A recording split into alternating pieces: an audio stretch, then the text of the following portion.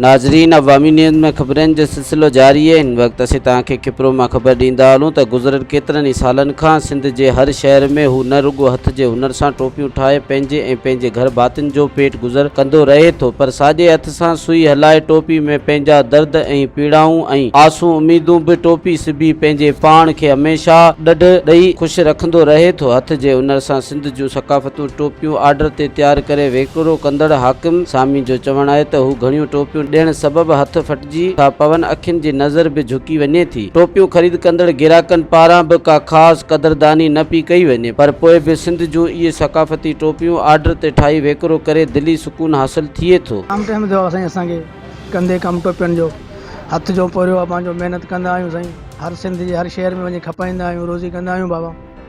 इहो जान असांजो 20-25 ॾींहं लॻी वेंदा आहिनि टोपी खे हिकिड़ी में ठाहिण में। जाम अरसे खां वठी इहो कमु कयूं पिया, हर शहर में वेंदा आहियूं सिंध जा साईं, टोपियूं खपाईंदा आहियूं, रोज़ी कंदा आहियूं। हिन में महिनत बि वॾी आहे ऐं असांजी इहा गुज़ारिश आहे त सिंधी भाइरनि खे त टोपियूं वोपियुनि जी ख़रीदारी चङी तरह सुठी तरह कनि। महिनत सां ठाहींदो आहे, तमामु सुठियूं आहिनि। असांजे दोस्तनि काफ़ी सारा असां में वरितियूं आहिनि, दोस्तनि बि वरितियूं आहिनि। पोइ टोपी या इन जेको रंग या ॿियो या ॿियो ख़राबु थिए या ॿियो बिल्कुलु तमामु बहितरीनु टोपियूं आहिनि। इहे तक़रीबन मुंहिंजे ख़्याल में साल ॾेढ खां हले पियो। भलियूं आहिनि, रोज़ी करे पियो, खपाए पियो, ग़रीब घुमंदे फिरंदे खपाए पियो। जाम पसंदि कंदा आहिनि माण्हू लाड़ जी टोपी खे। कारो, गुलाबी, नासी, ॻाढ़ो, पीलो, घणनि कलरनि जूं टोपियूं हुजनि थियूं। मज़ीद खबरों और तफसीलात के लिए विजिट करें हमारी वेबसाइट www.awamiNewsHD.com।